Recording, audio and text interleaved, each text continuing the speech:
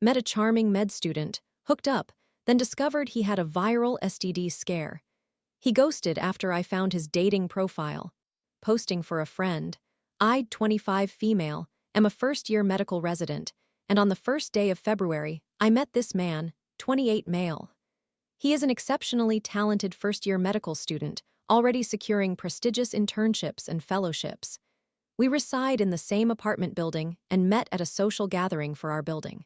Initially, he appeared somewhat opinionated and self-absorbed, and throughout the evening, I was uncertain if we shared any real connection. It was also strange that during our conversation, he mentioned that an infatuated ex-lover would not leave him alone. However, after some bar hopping that night, he invited me to his apartment to listen to music and smoke a little. Surprisingly, we discovered we had a mutual appreciation for niche indie music and ended up hooking up for hours that evening. It was extraordinary. We hooked up again the following day. However, after this, complications arose.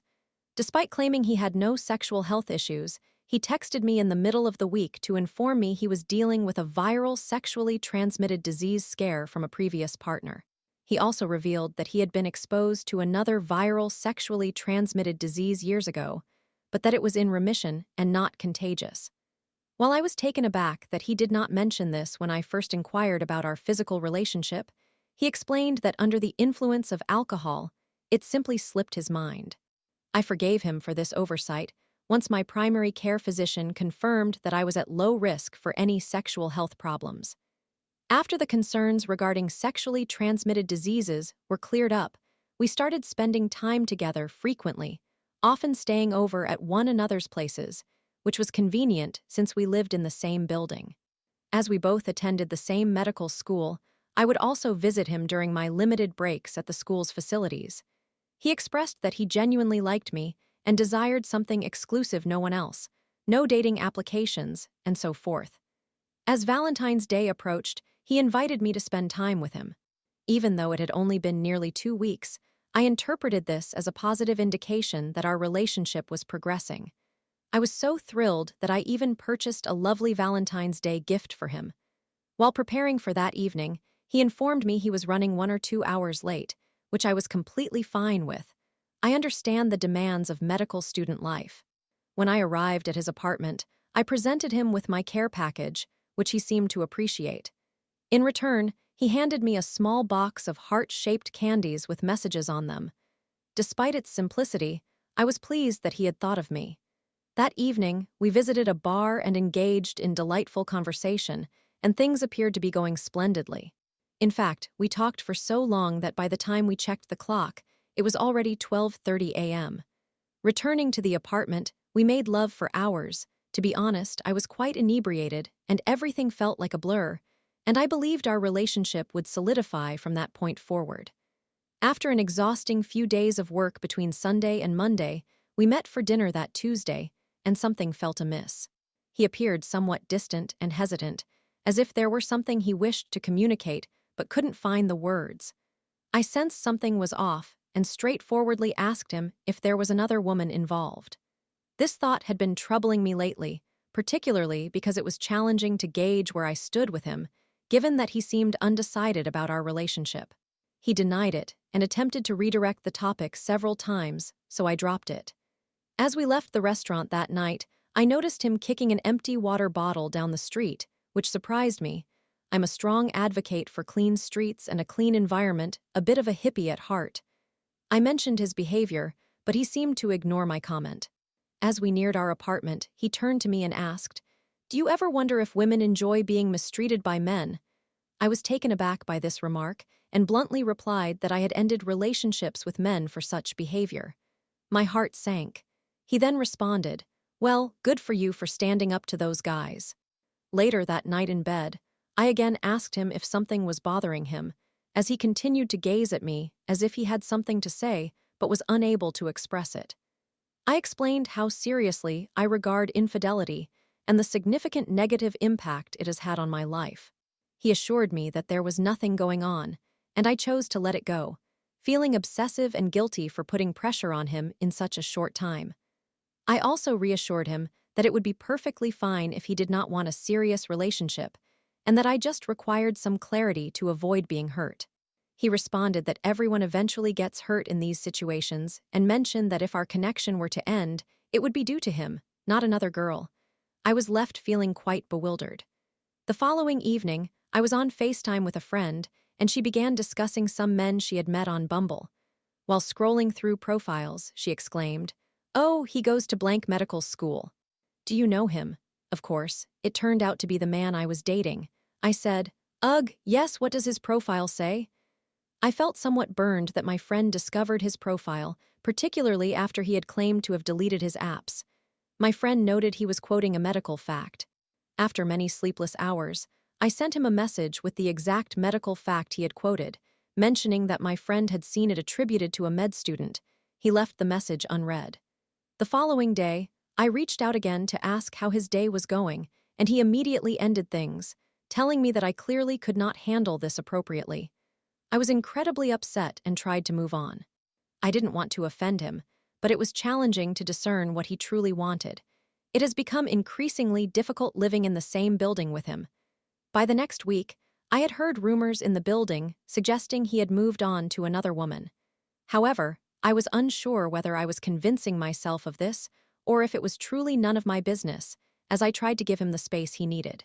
Recently, he came home intoxicated with a friend, and outside my apartment door, he began either stomping his feet or banging on my wall door, creating a significant disturbance so loud that my roommate and I were awakened, thinking someone was pounding on our door. When I opened the door, I saw him ascending the stairs with his friend. His friend said, "Oh, she lives here," to which he replied, "Yeah, she's weird." The next day, I sent him a message expressing my displeasure with the noise and the negative remarks, and while I was sorry things didn't work out between us, I hoped we could reach a mutual understanding for a bit of peace. He replied that he had no idea what I was referring to, suggested that I should install cameras if I thought people were lingering outside my door, and admitted that, yes, he spoke poorly of me, but wasn't foolish enough to do so in the hallway. I am at a complete loss for words. I feel devastated that I invested my limited free time into this individual and guilty for placing so much importance on a situationship. Did I do something wrong? What should I do next? Story 2. My brother is harassing me at work after a violent past. He's trying to provoke me into a fight, risking my job. What now? This is going to be lengthy, so I need some guidance. My brother and I are employed at the same company. Last year, I was laid off. When I informed my father, hoping he could recommend any companies that were hiring, he advised me to consider applying to the same place where my brother is employed. The issue is that my brother and I do not have a good relationship. To make a long story short, he came into my home and got into a physical altercation with my husband. He was inebriated and aggressive that day. I refused to communicate with him until he offered my husband and me a genuine apology. Instead, he gave a half-hearted apology and began complaining to everyone about how cruel I was for ignoring him. That incident occurred approximately 4 years ago, so I was reluctant to work there. However, my brother was very helpful in assisting me with the application process and recommending me. I expressed my gratitude and thanked him sincerely for his support. At that time, I had been unemployed for over a month, doing food delivery services, but I needed a more reliable way to support my family. The problem arose when he mentioned that my acceptance of the job should equate to my forgiveness. Perhaps this portrays me as a bad person, but I cannot forgive him. His actions were so completely unacceptable that I refused to simply overlook them. He instigated an unnecessary fight with my husband just 5 feet away from my newborn son's crib and ignored requests to leave. One of the key points stressed when I began working there was that anyone involved in any form of altercation, verbal or physical, at work would be immediately terminated, regardless of which party initiated it. Therefore, I have been making a concerted effort to avoid him. Since our earlier conversation, he has attempted to engage me in conversation at work, but I have been ignoring him. Occasionally, he curses at me. Other times, he makes jokes and tries to provoke me into a confrontation. This was somewhat effective for a while, primarily because our shifts were so staggered. Then, our father passed away. I told myself that I would set aside any issues for the funeral and focus on being there for my family. For the most part, this worked. We managed to get through most of that terrible day without dragging our personal conflicts into it. After the funeral, we all returned to our stepmother's house. We mostly kept to ourselves but still communicated with one another. My brother said something that I assumed was directed at me, but I couldn't hear him since he was in another room, so I asked him to repeat it. He simply stared at me. I decided to turn away. My stepbrother said, "You've been complaining for months that she doesn't talk to you, and now she's trying to speak to you. What's the issue?" My brother just continued to look at me with a hateful expression. I want to clarify that it was clear he had been drinking. Before we even arrived at the funeral, his state was obvious. No one said anything. I understood why. Had I not been driving, I might have been drinking too. My stepbrother continued, "She could have ignored you, but she's trying to talk to you." Perhaps I should have just walked away, but I didn't. I responded, "Yeah, I could have called you an idiot, but I didn't." That was my mistake. I know I should have just walked away.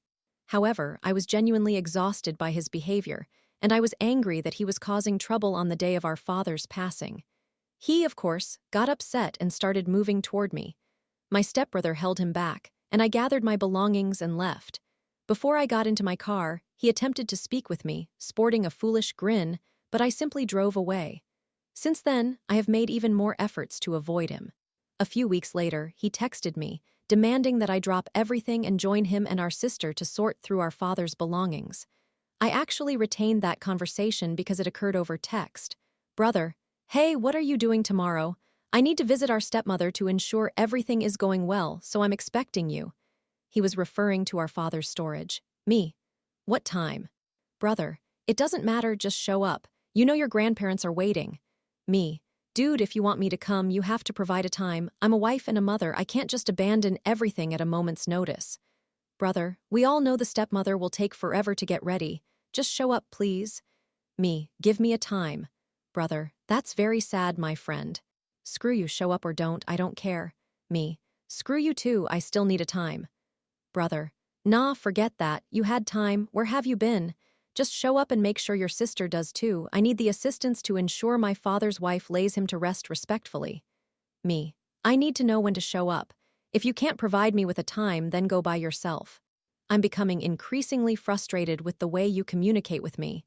How can you request something and then, in the same message, tell me to screw myself?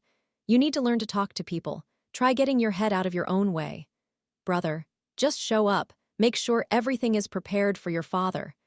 This represents the nature of most of our exchanges, both over text and in person. I am simply tired of it. Following this, I blocked him. Recently, however, my schedule was altered and now our shifts overlap for an hour. He has started using that hour to harass me. For instance, yelling at me from his car in front of everyone, threatening to involve human resources when I flipped him off, approaching me while I was in my car and shouting insults at me, confronting me in the meeting room and attempting to provoke me, while hinting that there were cameras present whenever I so much as glanced in his direction, clearly trying to instigate a situation that would get me terminated. When he sees me approaching him, he backs up as if I'm the one trying to initiate a confrontation, telling coworkers he has no idea why I'm not speaking to him but expressing sadness about it, knocking on the meeting room windows when I'm inside to capture my attention.